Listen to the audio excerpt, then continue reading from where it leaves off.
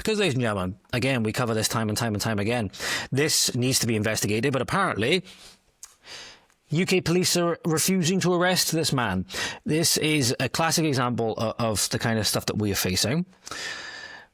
So this was posted on the Right Angle News Network after the day after this attack. I'm not sure if it was actually said the day after, but it was posted on X the day after. UK police are refusing to arrest a Nottingham imam after he called for Muslims in the UK and other white nations to take up arms in jihad to carry out preemptive strikes against white people and white nations. We covered last time, ladies and gentlemen, when we were talking about the synagogue attack, that these people obviously, like one of them said, you know, you only need the 2 billion to spit in the direction of Israel and it will be destroyed, you know, all that kind of stuff. They hate Israel, they hate Jews, obviously. And that's not a unique sentiment to Muslims or anything like that, obviously. But you have this now where they're outright calling for globalizing the Intifada. And I use that expression deliberately because I posted a short earlier on today where on the same day, in the same city as the synagogue attack, I posted that there was a, what I called pro-Hamas march, and I stand by it. Right, because a lot of these people that are quote-unquote pro-Palestine and stuff like that have been openly saying that Hamas are freedom fighters. They were saying rape is resistance under the Palestinian flag and all stuff like this. So I don't buy it. When people are saying, no, these are just objecting to genocide, these are just objecting to Israel and all of this stuff, I don't buy that whatsoever. Tells you a lot, by the way. Charlie Kirk's point is perfectly vindicated when I post video after video after video on politics in this country or whatever, in politics in Wales, politics in England, European politics, American politics, whatever, and they don't get anywhere near as much attention. The minute I speak about either the pro-Pal crowd, the Hassan Piker, for example, right? People saying I needed to provide context as to why American citizens didn't deserve 9/11, right? The minute I post about that, boom, comments galore and attacks galore. It's truly, again, an indictment, a vindication of what Charlie Kirk said, where people have so much focus on what's going on elsewhere around the world and stuff like that. And sure, we should be talking about that. The people's claims that Israel is committing genocide and all of these things. And given the population in Gaza, they've been committing genocide for generations, even though the population has grown in Gaza and grown in these areas, you make a difficult case, right? But for ethnic cleansing, right, you could indeed say something like that, because ethnic cleansing you can make is the case that's distinct from genocide, because you can have ethnic cleansing by mass removal of people, not mass killing of people. I would say that is potentially one of the aims of the current Israeli administration. And that's not a nice thing. That's absolutely not a nice thing. But I don't see, at least from the Israeli perspective and at least from the perspective of Hamas and stuff like that. And this gets into the weeds then of, did Netanyahu enable Hamas? Does he need Hamas to be propped up in order to fuel his ambitions? We can have a conversation about that.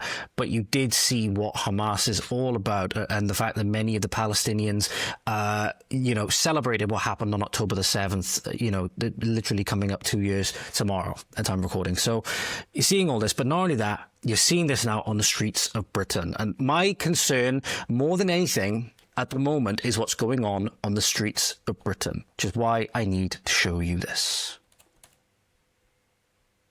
Jihad is really removing oppression. Wherever there may be oppression, what people like Tommy Robinson have to realize is that Muslims do not want to be wiped out like the Aborigines in Australia. Muslims do not want to be wiped out like the Maori in New Zealand, where the white man wiped out the Maori in New Zealand. The white man, he carried out massacres and genocide against the Aborigines in Australia. The white man carried out these massacres and genocide in Canada. He carried out these genocides in the United States of America, and he attempts to carry out these genocides today in Gaza. But the Deen of Islam has legislated jihad, that wherever anyone attempts to carry out genocide, then Allah subhanahu wa ta'ala has commanded the Muslims, do not permit them to carry out genocide. Take up arms and defend yourself, and do preemptive strikes wherever those preemptive strikes, which is offensive jihad, is needed. Preemptive strikes. ladies and gentlemen, preemptive strikes. What if the community of Peacehaven had a preemptive strike when the community would have had nothing to do with this? When regular people, just regular British people, want to go about their lives, right? Want to take care of their families, want to go to work, just want to provide all of these things, right? Want to make sure the community is good and healthy and prosperous, all right? What if this, in fact, was a false flag attack, right? What if this was, in fact, a false flag attack and a bunch of them had this preemptive strike come on them when in reality they had nothing to do with it? Right? Goes on about genocide and all of this stuff, right? Does anybody forget that the Middle East, up until a certain point, was Christian? What happened? Do we forget about what happened when Jelani took over in Syria? Right? The Druze, the Christians, and the minorities in Syria? Again, these people want to cry oppression. These people want to, I think my mic might have clipped over the limit there. Sorry about that, ladies and gentlemen. These people want to cry oppression. These people want to cry genocide and all of this stuff. And the only thing is, when you have so many people that have said that there's genocide going on and all stuff like that, meanwhile the population has risen, meanwhile they're always keen to take up arms and stuff like that, meanwhile they won't leave. All of these things, right? The hallmark seemingly of people not undergoing those things, and they seem to still want to be keeping to fight this, right? To fight this war, whatever's going on, right? And the population is growing and all the rest of it. They kind of, you know, lose all credibility in that regard then. But this is now, you have an imam in Nottingham, you know, go on about in the Middle East and everything like that, and Israel and Gaza and all the rest of it, all you want. But this is an imam calling for violence on the streets of Britain against British people. That cannot be allowed. And everything should be done to get rid of these people and get rid of the institutions that are enabling it. That's the mosques. That's the people in government. That's the fact that the quote-unquote Home Office is made up predominantly of foreigners and Muslims. It's the fact that Shabana Mahmood, right, is the quote-unquote Home Secretary.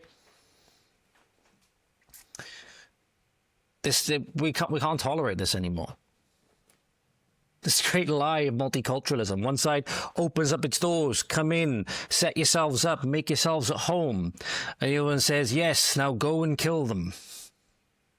Awesome, the doors are open, let's go in and kill them from the inside. And obviously the police won't arrest him, because if the police arrest him, they'll have a riot outside the police. They'll have a riot outside the police headquarters or the police station within a matter of hours. And that's the thing. If this was an example, ladies and gentlemen, with the Mosque in Peacehaven again, of vigilantism, why do you think they're spawning that? It's because they're seeing that the only thing that works now is force. We've tried to make changes democratically. It hasn't worked. We've tried to make changes through just talking about them and trying to get people to have conversations about them, like the rape gangs and the threat of Islam and all of these other things. You could talk about Jewish influence and all this stuff and everything like that, right? Go right ahead. Hasn't worked.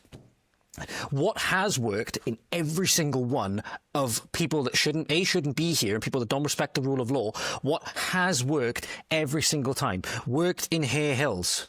It worked in Hare Hills. It worked every single time. It worked in the Rochdale, outside the Rochdale police station, right? Mob, rule and force. So at that point, that's where you see then that, you know, the British people, if it was in fact a British person that attacked the mosque, and again, two British people that attacked the mosque, I don't believe it was, right, at this moment in time, based on what I've seen.